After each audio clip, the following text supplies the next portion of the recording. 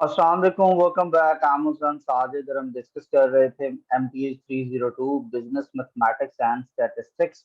और हमने last lesson के अंदर मैट्रिसेस को डिस्कस किया था, तो आज हम उसी को कंटिन्यू करेंगे कि मैट्रिसेस जो हैं उनके ऊपर मल्टीपल फंक्शंस हम एक्सेल के अप्लाई करेंगे कि किस तरह से आप एक्सेल जो है वो मैथमेटिकल कैलकुलेशंस कर सकते हैं। जिस तरह आप डिटर्मिनेंट कैलकुलेट करते हैं मैथमेटिक्स के अंदर मैट्रिसेस का और उनका इन्वर्स निकालते हैं, उनको मल्टीप्लाई करते हैं, तो यहाँ पर हम मैनुअल तरीके से नहीं बल्कि ऑटोमेटिक तरीके से हम एक्सेल के साथ भी कुछ चीज़ें देखते हैं। तो सिंपल है, आप यहाँ पे आते हैं और एक्सेल के अंदर एक अपना मैट्रिक्स बनाते हैं। हम इसके अकॉर्डिंगली देखते जाते हैं, जिस तरह उन्होंने हमें बुक्स में कहे हैं उसके अकॉर्डिंगली हम बनाते जाते हैं। मैट्रिक्स के फंक्शंस जो हैं वो तीन यहाँ पे डिस्कस किए गए हैं। एक है matrix inverse, matrix determinant and matrix multiplication. ठीक है, तो ये उनका नेम है, तो आप एज इट इज नेम जो है वो एक्सेल में टाइप करते हैं और नेम के साथ आप उसको वो वैल्यूज देते हैं कि जिनकी आपने कैलकुलेशन करनी है, तो वो हमें उसकी कैलकुलेशन परफॉर्म कर देगा। तो पहला हमारे पास आता है मैट्रिक इनवर्स, कि ये फंक्शन जब आप यूज करते हैं, it return the inverse of a matrix stored in an अरे। ठीक है, तो साइंटेक्स सिंपल है, मीन इनवर्स इसको ब्रैकेट में आपने वो अरे इसको प्रोवाइड करनी है, वो मैट्रिक्स का सीक्वेंस आपने बेसिकली इसको प्रोवाइड करना है। तो हम एक्सेल के अंदर जाते हैं और यहाँ पर हम इसको अभी प्रैक्टिस कर लेते हैं थोड़ी सी। उसके के साथ ये कुछ इसने हमें स्टेप्स बताए हैं, तो उनको भी रीड कर लेते हैं, क्योंकि इसके अंदर से आपका एग्जाम के लिए MCQs वगैरह बन जाते हैं। तो इसके अंदर जो अरे होती है ये बेसिकली न्यूमेरिक अरे होती है with equal number of rose and columns. और वो कोई भी आप मैट्रिक्स देखते हैं ना 2 बाय 2 का, तो उसमें जो एलिमेंट्स हैं उनको आप अरे का नाम देते हैं यहाँ पे। ठीक है, so array can be given at cell range such as A1 to C3, कि आपका एक है, फिर वहां से लेके C3 तक 9 एलिमेंट्स आ गए, यानी कि ये हमारे पास A1 है, आपके पास इस तरह से ये वैल्यूज हैं 4 5 6 7 8 9।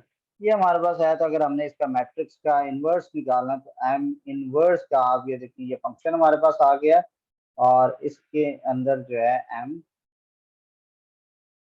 इनवर्स जो है, ये पूरा फंक्शन नहीं लिखा जा रहा है, एक सेकेंड, एम इनवर्स ये फंक्शन आ गया हमारे पास। इस पर क्लिक करते हैं और इसको ब्रैकेट के अंदर आपने ये पूरी अरे प्रोवाइड कर दी है, और ये यहाँ पर उसकी वो पूरी एक प्रॉपर कैलकुलेशन हमें करके दिखाएगा। हम इसको आगे डिटेल में प्रॉपरली देखते हैं अभी। तो अगर कोई भी सेल जो है वो हैश वैल्यू रिटर्न करता है, ठीक है, if any cell in an array is empty, तो मेन इनवर्स उससे हैश वैल्यू यानी एक एरर वैल्यू आपको बताएगा कि यहाँ पर एरर है। मेन इनवर्स हैश वैल्यू उस वक्त भी देता है, इस तरह कह रहा है कि जब अरे जो है उसके नंबर ऑफ रोज और नंबर ऑफ कॉलम्स इक्वल ना हो, यानी 3 रो 3 कॉलम या 2 रो 2 कॉलम नहीं होते, 2 रो 3 कॉलम होंगे, तो ये एक एरर है। मतलब अगर रोज 2 हैं तो कॉलम भी 2 होंगे, रो 3 है तो कॉलम भी 3 है, रो 4 है तो कॉलम भी 4 है। ये एक्सेल इस बेस पर काम करेगा हमारे पास। सो जो फॉर्मूला है, it return must the enter number as a formula. तो फॉर्मूलाज जो है जिसने रे रिटर्न करनी उसको आपने प्रोवाइड भी जो है वो रे करनी है। इनवर्स के जो मैट्रिसेस हैं, they like determinant are generally used for solving system of mathematical equation involving several variables, के आप जो इनवर्स मैट्रिसेस लाइक डिटर्मिनेंट्स हैं, हम उनको मुख्तलिफ किस्म के मैथमेटिकल इक्वेशंस जिनके अंदर सेवरल वेरिएबल्स होते हैं उनको सॉल्व करने के लिए हम यूज करते हैं। The product of matrix and inverse is the identity matrix. किसी भी मैट्रिक्स और उसके इनवर्स मैट्रिक्स का प्रोडक्ट जो है वो आइडेंटिटी मैट्रिक्स होती है। ये हमने लेक्चर नंबर 10 के अंदर देखा है। आपको अगर याद नहीं है तो लेक्चर नंबर 10 एक दफा रिवाइज कर लीजिए। सो एक एग्जांपल हमारे पास यहाँ पे गिवन है, इन यहाँ पे आगे as an example, how a 2 row 2 column matrix is calculate, suppose that A1 to B2 जो है it contains A B C D 4 elements. ये आपके पास A B C and D ये 4 एलिमेंट्स हमारे पास हों इस तरह से, और ये हमारे पास एक अरे बन जाती है। और उसके अंदर जो है A B C D represent four numbers, the following table will calculate the inverse. So उसके लिए क्या होगा, फिर वो वन जो है वो D over A multiply by D minus B multiply by C. ठीक है। और ये जो एलिमेंट होता है इसको मैं आपको थोड़ा सा ना, ये यहाँ से आपको अगर अच्छे से समझना है तो मैं आपको मैथमेटिकली समझाता हूँ कि आप मैथ्स के अंदर जो है वो इसको किस तरह से सॉल्व करते हैं। अगर आप मैथ्स के अंदर जो कि मैट्रिक और आईकॉम का या फर्स्ट ईयर एफएससी का आपने मैथ्स पढ़ा हुआ है, तो उसके अंदर ये मैथ्स का बड़े अच्छे तरीके से हम इसको सॉल्व करते हैं। और साथ ही मैं इधर मैथ टाइप का सॉफ्टवेयर ओपन कर लेता हूँ, आई होप कि आपने ये भी इंस्टॉल किया होगा। हमारे पास कोई भी एक मैट्रिक्स होता है, उसके अंदर आप कह लेंगे जी 2 बाय 2 जो है उसकी रोज हैं, तो हमने इस मैट्रिक्स को कैलकुलेट करना है। ये 2 है, ये 5 है, ये 3 है और ये 1 है। और इसको आप कह लें कि जी ये 2 है और ये 5 है। ठीक है। ये एक हमारे पास मैट्रिक्स है और इसको मैंने ए का नाम दे दिया है। तो हमने इसका कैलकुलेट करना है इनवर्स। तो इनवर्स का जो फॉर्मूला होता है कि ए इनवर्स जो है वो किसके इक्वल होता है, adjoint of A matrix multiply by, या adjoint of A matrix divided by, आप इधर एक फ्रैक्शन ले आए और ऊपर एडजॉइंट ऑफ मैट्रिक्स आ गया और नीचे क्या होता है, ये डिटर्मिनेंट होता है किसी भी मैट्रिक्स ए का। किसी भी मैट्रिक्स का डिटर्मिनेंट होता है। तो इधर हम आते हैं, ये ब्रैकेट्स हैं और इधर आप ये स्ट्रेट लाइन है और इधर डिटर्मिनेंट ऑफ ए। तो इस तरह से ये आता है। अब आपको पता होता है एडजॉइंट आप किस तरह से निकालते हैं कि एडजॉइंट ऑफ ए जो है उसमें आप क्या करेंगे कि यही जो मैट्रिक्स है इसी के ही एलिमेंट्स की वैल्यूज बदल जाती हैं। अब ये जो 2 है ना, इसकी जगह 5 आ जाएगा और ये 5 की जगह पे 2 चला गया। और इन दोनों के आप क्या करते हैं, साइन चेंज कर देते हैं। तो इस तरह से आप किसी भी मैट्रिक्स का एडजॉइंट निकालते हैं। अब इसका डिटर्मिनेंट है कि ये दोनों एलिमेंट्स मल्टीप्लाई होंगे, माइनस ये होगा, तो 5 2 10 -5। तो ये हमारे पास आंसर कितना आ जाता है, 5। तो ए का डिटर्मिनेंट कितना आता है, 5। तो ये हर एलिमेंट पे आपने किसको डिवाइड करना है, 5 को। तो इस तरह से आप किसी भी मैट्रिक्स का इनवर्स निकालते हैं। तो यहाँ पर भी बेसिकली अगर आप नोट करें तो इसने ए और डी को मल्टीप्लाई किया, माइनस बी और सी को मल्टीप्लाई किया। ठीक है।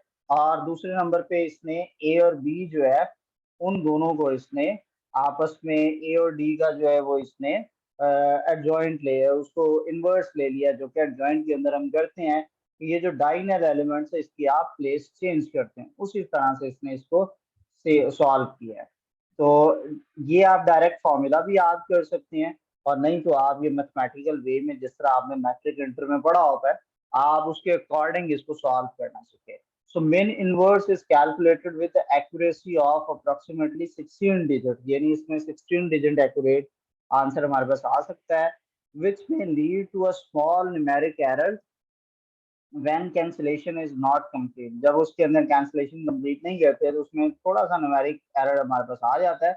some square matrices can not be inverted and will return hash num, यानी एक ऊपर एरर हमने पढ़ा हैश वैल्यू, वो होता है कि जब उसमें मिसिंग वैल्यू होती है। ये जो हैश नम है ये किस लिए आता है कि आपके पास जो उसका इनवर्स जो है वो कब आएगा, जब आप वो नॉन इन्वर्टिबल मैट्रिक्स हो, यानी उसका डिटर्मिनेंट जीरो हो, तो वो जीरो होता है, तो वो उसका इन्वर्स पॉसिबल नहीं है। तो कोई भी एक ऐसा मैट्रिक्स जिसका कि आप ले रहे हैं इन्वर्स, उसका अगर आपके पास डिटर्मिनेंट जीरो है तो वो उसको सॉल्यूशन जो है उसका वो पॉसिबल नहीं होता। अब मेन इनवर्स के लिए एक उसने हमें एग्जांपल दिए 4 2 1 एंड 0। तो इसको सॉल्व करने का क्या तरीका है, एक्सेल का ये हमें बता रहा है, तो हम इसको थोड़ा सा फॉलो करते हैं। वो इसलिए इसको फॉलो करने का क्यों मैं अक्सर कहता हूँ कि आपको एटलीस्ट ये पता चले कि बुक में एक तो उसने चीजें की कैसे है, आपको समझ आना शुरू हो कि ये जो बुक में उसने अजीब तरीके से हमें चीजें लिख कर दी हुई हैं तो ये किस तरह से है। तो सबसे पहले क्या कहता है, enter the array of to be inverted A4 to B5, A4 B4 A5 B5, ये A4 B4 A5 B5। तो हम इधर आते हैं मैट्रिक्स के अंदर और हम जो है इसको क्लियर कर लें। और ये रहा हमारे पास A4, ये B4, इधर है हमारे पास 4, इधर है 2, ये जो उसने पहला वाला हमें नंबर दिया हुआ है 4 एंड 2 है, और -1 0 है। तो हम इसके साथ यहाँ पर -1 और इधर 0 लगाते हैं। ये हमारे पास आगे 4 वैल्यूज। फिर क्या कहता है, क्लिक ऑन A6, ये A है और ये A6 है, और keep the left mouse and drag it to B7, यानी A6 B6 A7 B7 will be selected. ये 4 हमारे पास सिलेक्ट हो गए हैं। फिर press F2 from your keyboard. की F2 is selected to enter the mod in the active cell, and if it's the shortcut, even if you don't press, you can write the formula. Type formula क्या है कि min inverse A4 to B5। मैं equal press करूंगा, M inverse लिखूंगा, और ये मेरे पास formula आ गया, और इसके आगे मैं इन चारों को सिलेक्ट कर दूंगा। ठीक है, और ब्रैकेट आपने क्लोज करनी है। और क्लोज करने के बाद आपने ये लिखा एंड टाइप कर दिया, और उससे क्या होगा, this will appear in A7। इसके बाद कंट्रोल शिफ्ट एंटर आपने करना है साइमल्टेनियसली, यानी आप इधर लिख रहे होंगे जब फॉर्मूला, इसको सिलेक्ट किया चारों को, और M इनवर्स, और ये आपने चारों सिलेक्ट कर लिए, और कंट्रोल शिफ्ट एंटर आपने किया। चारों के अंदर जो है वो वैल्यूज ऑटोमेटिकली आ गई हैं हमारे पास। और उसके बाद आपने क्या करना है कि जो, बल्कि उसका जो मल्टीप्लिकेटिव इनवर्स है वो उन सेल्स के अंदर अपेयर हो जाएगा। ये वो है। अब अगर हम इन दोनों सेल्स को आपस में मल्टीप्लाई करते हैं तो हमारा जो रिजल्ट है वो आएगा आइडेंटिटी मैट्रिक्स। ठीक है, क्योंकि आपको मैंने पिछले लेक्चर में भी बताया था, अभी भी स्टार्ट में बताया है, कोई भी मैट्रिक्स जब अपने इनवर्स मैट्रिक्स के साथ मल्टीप्लाई होता है, मल्टीप्लिकेटिव इनवर्स से मल्टीप्लाई होता है, उसका रिजल्ट जो है वो आइडेंटिटी मैट्रिक्स आता है। यही हमारा एक्सेल वाला काम है। ये उसने इसको यूं भी कर दिया कि आप इसको इस तरह से भी लिख सकते हैं कि आप उसको स्ट्रेट के अंदर लिख सकते हैं। M4 ये उसके वो वैल्यू है, और ये उसके कॉरेस्पॉन्डिंग वैल्यू है। ये पहला कॉलम, दूसरा कॉलम। ठीक है, नेक्स्ट आता है M डिटर्मिनेंट। ये क्या करता है, किसी भी मैट्रिक्स का डिटर्मिनेंट हमें कैलकुलेट कर देता है। डिटर्मिनेंट के लिए इसको आपने M डिटर्मिनेंट लिखना है। ये भी उसी तरह से ही आपको वो एक्सप्लेन कर रहा है कि array can be given as a cell range, for example A1 to C3, and an array constant such as these values and name of either of these, इनमें कोई भी वैल्यू हो सकती है। और अगर वहां पे कोई एम्प्टी सेल हुआ तो आपके पास हैश वैल्यू का एरर आएगा। अगर आपका number of rose and number of column equal नहीं है, फिर भी हैश वैल्यू का एरर आएगा। फिर उसके बाद आपने उसके अंदर वैल्यूज एंटर करनी है। अभी उसने फॉर्मूला बताया, इसके अकॉर्डिंग कर लें, या फिर आप डायरेक्ट जो है एम डिटर्मिनेंट का उसमें फॉर्मूला आप लिखते हैं, वो आप एम डिटर्म लिखेंगे, वो ऑटोमेटिकली वो कैलकुलेट कर देगा। ठीक है, तो यहीं पर मैं यहाँ पर आता हूँ और इक्वल प्रेस करता हूँ और एम डिटर्मिनेंट लिखता हूँ और इनको सिलेक्ट कर लेता हूँ। तो ये प्रॉपर नहीं है, मैंने पूरी वैल्यूज नहीं चुनके सिलेक्ट की, और ये भी इसके अंदर फिर वही आ गया। और आपने ये वैल्यूज को सिलेक्ट करना है। 4 वैल्यूज हमारे पास सिलेक्ट हुई हैं। तो ये बेसिकली पूरी तरह से मैं इसको कट करता हूँ और इक्वल एम डिटर्मिनेंट, और आगे ये मैंने 4 वैल्यू सिलेक्ट करके कंट्रोल शिफ्ट एंटर कर दें, तो उसने इसका हमें क्या आंसर दे दिया, 2। 2 क्या है, इसका डिटर्मिनेंट आ गया। तो इस तरह से ऊपर ये वैल्यू भी लिखी हुई है। आप किसी भी मैट्रिक्स का डिटर्मिनेंट इस तरह से कैलकुलेट कर सकते हैं। नेक्स्ट हम आगे फर्दर मूव करते हैं। उसमें ये एग्जांपल दिया है, ये एक डेटा है, मल्टीपल कॉलम्स हैं, 4 और 4 कॉलम है, तो आप उसका भी निकाल सकते हैं। सिंपल है, 11117 है। तो मैं यहाँ पे जाता हूँ और न्यू शीट के अंदर आ जाऊँ, चाहे इधर आ जाएं, और यहाँ पर आप लिखें जूम करके, थोड़ा सा कम कर लें जूम, 1117। फिर सेकंड रो है 3313, 3313।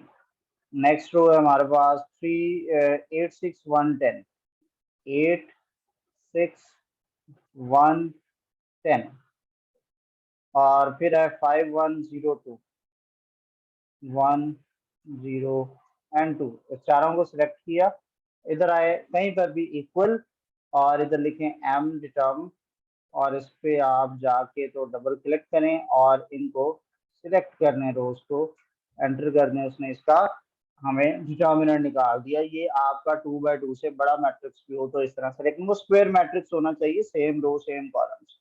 तो इस तरह से आप किसी भी का डिटर्मिनेंट निकाल सकते हैं। नेक्स्ट आता है एम मल्ट। ये क्या करता है, ये दो अरेज को मल्टीप्लाई करता है। पिछली वीडियो के अंदर हमने अच्छे से मल्टीप्लिकेशन को देखा था, आज हम उसको मल्टीप्लाई करेंगे थ्रू एक्सेल। तो इस तरह से आपके पास ये वैल्यूज होंगी।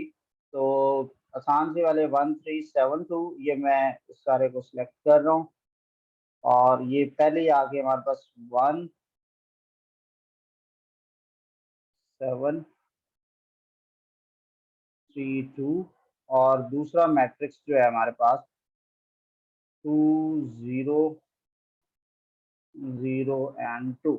ये मेरे पास मैट्रिक्स आ गया। यहाँ पे मैं आया, चार सेल्स को सिलेक्ट किया, इक्वल एम मल्ट लिखा, डबल क्लिक किया और उसके बाद इसको सिलेक्ट कर लिया और बीच में क्या है, कॉमा, और फिर इसको सिलेक्ट कर दिया, ब्रैकेट क्लोज की और ये मैंने सिंगल क्लिक किया, जबकि आपने कंट्रोल शिफ्ट एंटर करना था।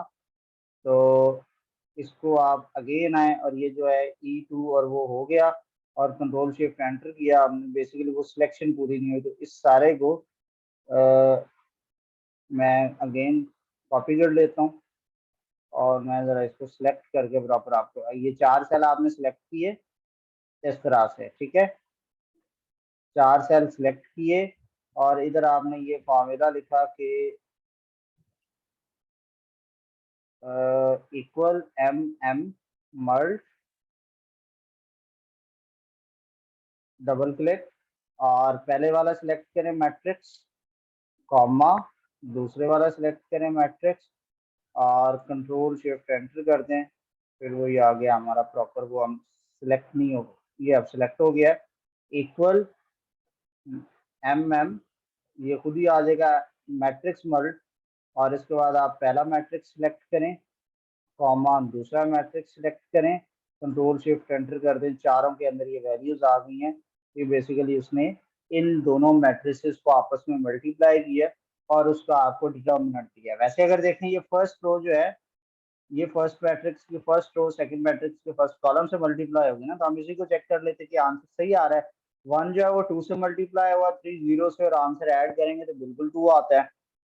सेकंड रो भी इसी तरह, 7 2 14 प्लस 2 0 0 तो 14 आंसर आता है। तो पहला कॉलम हमारा बिल्कुल एक्यूरेट है, तो ऑब्वियसली दूसरा भी एक्यूरेट होगा। तो इस तरह से आप किसी भी दो मैट्रिसेस को आपस में मल्टीप्लाई कर सकते हैं। नेक्स्ट हमारे पास दिया गया है ratio. Ratio is the comparison between things. If in a room there are 30 men and 15 women, then the ratio of men to women is 2 to 1। ठीक है, तो आप बेसिकली दो चीजों के दरमियान जब आप रेशो की बात करते हैं, बेसिकली अगर आप बात करें दो चीजों के दरमियान रेशो की, तो मैं अगर ये जूम कर लूं तो आप कहते हैं मैन रेशो वुमेन। इसका मतलब होता है कि मैन की वैल्यू, रेशियो डिवीजन को भी कहते हैं, डिवाइडेड बाय इसकी वैल्यू, कटिंग करेंगे तो 15 1 जा 15, 15 2 जा 30, तो ये आता है 2/1। तो हम 1 को डिवीजन में तो खत्म कर देते हैं, 2/1 लिखा हो तो हम उसको 2 समझते हैं, लेकिन 2:1 में हम उसको गायब नहीं कर सकते, तो हम कहेंगे कि ये 2:1 है चीज, ठीक है। तो दो चीजों के दरमियान में इस तरह से रेशियो आ जाती है। तो मेथड ऑफ कैलकुलेटिंग रेशियो जो है, find the minimum value and divide all the values by the smallest value. ये दो तरीके हैं आपके पास रेशियो करने के। इनमें फाइंड द मिनिमम वैल्यू, आपने रेशियो कैलकुलेट करनी है और फिर उन सब में मिनिमम वैल्यू को सब पे डिवाइड कर दें तो उन सब चीजों में आपके पास रेशियो आ जाए, ठीक है। अगर मैं कोई तीन चीजों की बात करता हूँ, कि मैं कहता हूँ जी A ratio B ratio C है, तो A ratio B ratio C ratio D है और इनकी रेशियो जो थी, ए की थी जी 24 रेशियो आगे बी की रेशियो थी जी 16, सी की थी 8 और इसकी थी 32। इन सब में स्मॉलेस्ट वैल्यू क्या है 8। सबको 8 पे डिवाइड करते हैं तो क्या आता है 8 3 जा 24, 8 2 जा 16, 8 1 जा 8 एंड 8 4 जा 32। तो इस तरह से इन दोनों की रेशियो क्या बन गई 3:2:1:4। तो आप कहीं पर भी चीजों की रेशियो कैलकुलेट करनी हो तो ये इसका मेथड है। ये उसने एक रेशियो की एग्जांपल दी है कि the three friends Ali, Fawad, Tanveer doing a business together. To set up a business, Ali invested 7,800, Fawad invested 5,200, Tanveer invested 6,500. What is the ratio of their investments? तो simple है इनमें आप जाएं यहाँ पे पहले आए जी अली, हम करेंगे जी अली रेशो, नेक्स्ट है जी फवाद और फिर है जी तनवीर। इनको इक्वल किया, अली जो है उन्होंने 7,800 किए हैं तो 7,800 रेशो, फवाद साहब ने 52 और फिर 65, 5,200 एंड 6,500। तो हमने इसको सिंप्लीफाई करना है। तो पहले आप जो मैट्रिक इंटर में पढ़ते हैं तो हम कहते थे इसको इक्वल, देखो सारे दो दो जीरो कॉमन है, सब में दो दो जीरो पे डिवाइड कर दो, सबको डिवाइड कर। फिर क्या आता है सारों को स्मॉलेस्ट वैल्यू जो भी है उस पर सबको डिवाइड करते हैं। तो इन सारों को आप किस पे डिवाइड करेंगे 5200 पे, तो उससे हमारे पास रेशियोज आ जाएंगी। जब आप 5200 पे डिवाइड करेंगे तो 78 को 5200 पे डिवाइड करेंगे तो वो आता है 1.5, 52 को 52 पे डिवाइड किया 1 और 65 को डिवाइड करेंगे तो 1.25। ये हमारे पास आंसर आता है इसका। इसी तरह से प्रोपोर्शन होती है। प्रोपोर्शन एक इक्वेशन है with a ratio on each side, यानी दो रेशियोज के दरमियान में आप इक्वल के साइन लगाते हैं तो वो क्या बन जाता है proportion. So it is a statement that two ratios are equal, यानी दो रेशियोज अगर इक्वल हैं तो हम क्या कहेंगे कि उनके दरमियान में प्रोपोर्शन है और उसको आप इक्वल कह सकते हैं। 3:4 है, 6:8 है, तो एक्चुअल में देखा जाए तो ये 3/4 है, तो इधर 2 2 पे कटिंग करें 6/8 की तो ये भी क्या बन जाता है 3/4 बन जाता है। तो यहाँ पे एक एग्जाम्पल है, सेल्समैन, अच्छा, when one of the four term in a proportion is unknown, then cross product may be used to find the unknown number. This is called solving the promotion or estimating using ratios. तो ये definition भी आप याद रखने। इसकी example बिल्कुल इसी तरह से है कि दो चार वैल्यूज के दरमियान में रेशियो है तो वो कुछ इस तरह से है, यानी x रेशो y इक्वल 4:3, और इसको भी आप कह दें कि ये था जी 4। तो अब इसका आंसर बताएं जी एक्स की वैल्यू क्या होगी। तो सिंपल है, इन दोनों का मतलब ये है कि ये दो फ्रैक्शंस हैं और पहला है ना x/4, तो वो x/4 बन गया और राइट पे ये 3:4 का मतलब 3/4। अब क्रॉस मल्टीप्लाई होता है, ये बनता है 4x इक्वल 3 4 जा 12 और फिर ये x इक्वल 4 उधर जाके डिवाइड हुआ तो 3। तो इस तरह से आप नॉर्मली इस चीज को सॉल्व कर सकते हैं। वो आपने अगर उर्दू मीडियम में पढ़ा है तो इसके लिए एक फॉर्मूला होता था, तरफैन का हासिल ज़रब बराबर है वस्तैन का हासिल ज़रब। और अगर आपने इंग्लिश मीडियम पढ़ा है तो मैट्रिक की मैं बात कर रहा हूँ, इंटर लेवल तो सबको उर्दू मीडियम होता है, तो ये इंग्लिश मीडियम होता है। तो मैट्रिक लेवल में 6 7 8 के अंदर ये मेथड बताया जाता है कि extreme product is equal to mean product. तो इस तरह से हम इसको सॉल्व करते हैं। So the ratio of sales of the product X to sales the product Y is 4:3। The sales of product X is forecasting 100 and rating. What should be the sales of Y to maintain the ratio of the sale between two products? तो एक ratio क्या है 4:3 है x ratio में, तो उसके अंदर उसने एक्स बता दिया 100 एंड रेटिंग, वाई आपने कैलकुलेट करना। तो रेशियो का मतलब है डिवीजन, ये 180,000 over Y is equal to 4/3। तो आप क्रॉस मल्टीप्लाई करते हैं, ये डिवाइड जो उधर जाके मल्टीप्लाई होता है उधर का डिवाइड लेफ्ट पे आके मल्टीप्लाई हुआ।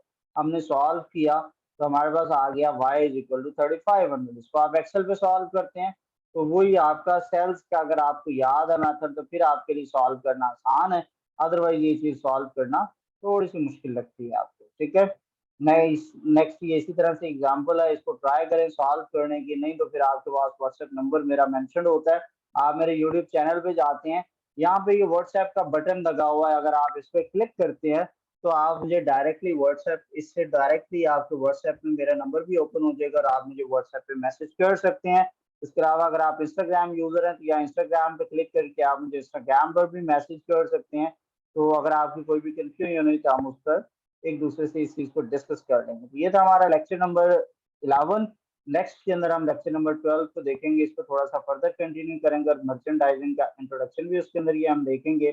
तब तक अपना ढेर सारा ख्याल रखिएगा। इंशाल्लाह आपसे अगली वीडियो में फिर मुलाकात होती है। अल्लाह हाफिज।